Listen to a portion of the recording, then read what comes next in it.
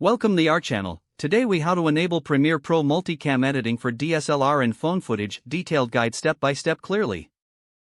Begin by launching Adobe Premiere Pro on your computer. Open a new project or load an existing one.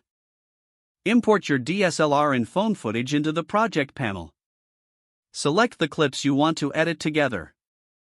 Right-click on the selected clips. Choose Create Multi-Camera Source Sequence from the drop-down menu.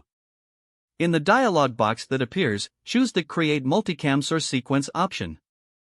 Set the synchronization method to either audio or timecode based on your footage. Click OK to create the multi-camera sequence. Once created, locate the new multi-camera sequence in your project panel. Drag the multi-camera sequence onto your timeline. Right-click on the sequence in the timeline. Select Multi-Camera and then choose Enable. To view all angles, go to the Program Monitor. Click on the Toggle Multi-Camera View button. This will display all camera angles in a grid format. Play back the sequence to check the footage. To switch between angles, click on the desired camera view in the Program Monitor during playback. Make any necessary adjustments in the timeline. Trim clips and add transitions as needed to refine your edit.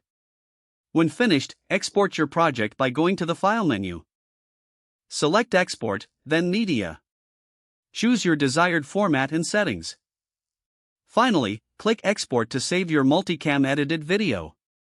If the page does not load, refresh the browser or try again in a private or incognito window.